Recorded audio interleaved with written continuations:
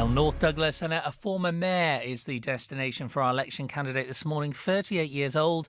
He has a family, is a businessman, 20 years experience in the public sector, project manager by trade, and has been a Douglas councillor for the past 8.5 years. Good morning, David Ashford. Good morning, James. Well, you missed out last May by 50 votes in the by-election. Respectfully, why should it be any different this time?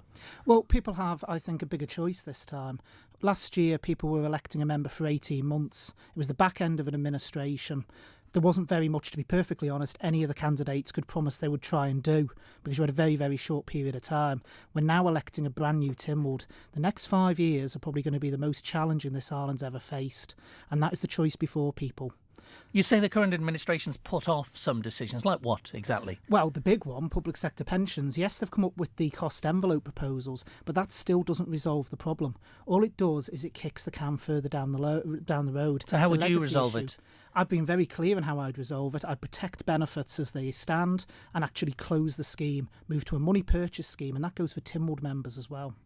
Tell me, how do you make government then leaner and meaner while maintaining public services? Because that is the juggling act, isn't it?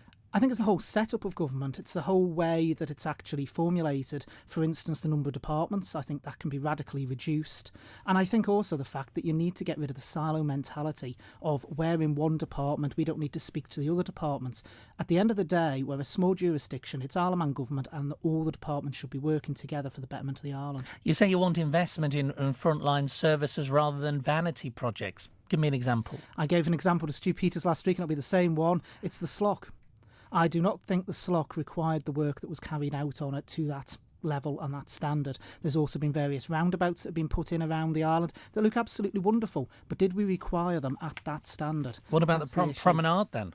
Well, my views on the promenade are very much on public record. It's an absolute disgrace to have spent £1 million and not even got a spade into the thing so far. It's just unbelievable. If some of you and your council colleagues hadn't played a blinder and pulled out of the horse trams at short notice, perhaps the scheme would have started by now. I've heard this said by some elements of government. What utter nonsense. But it did throw it up right in the air. We did, but the council, at the end of the day, was the operators. We made clear that we did not believe it was viable for Douglas ratepayers to fund it anymore. It's government that stepped in and decided to take them over. There's been no pressure from Douglas Council for them to do so. That was their choice. So they might like to fire it back at us and say we've played a blinder, but we were doing what was best for Douglas ratepayers. Tell me, you talk about the size of government there, local authority reform. You want to reduce, I think you're on record as saying you want to reduce the authorities from 24 to 5, but that would include Douglas remaining in place, albeit with fewer councillors. That's a case of we're all right, Jack. No, it's not at all. Douglas, at the end of the day, contains 33% of the population. Contains too many councillors. It certainly does, and I will be supporting the move when it comes back to the next council to reduce down to the 12. But it contains 33% of the population. Even if you end up with the 4 plus Douglas will still be the largest authority on the island. The other 4 will still be quite a way off Douglas. Should we not just have an Eastern, and that incorporates Douglas? Why should Douglas get to stay alone? If you create an Eastern authority including Douglas, you actually effectively create a mini Isle of Man government, because you've got so much of the population in there.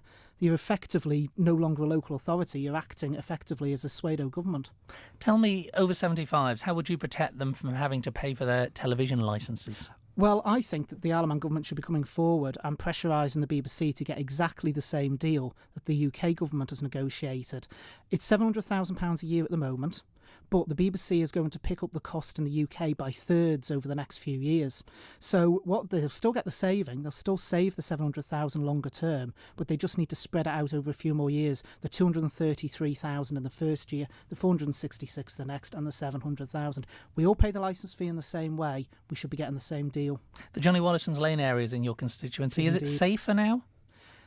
I think it is. I think the work that's been done, again though, I'd question the work they've done with the pavements. I'm not sure they quite needed that much work doing to them. And I'm a pedestrian, I don't drive.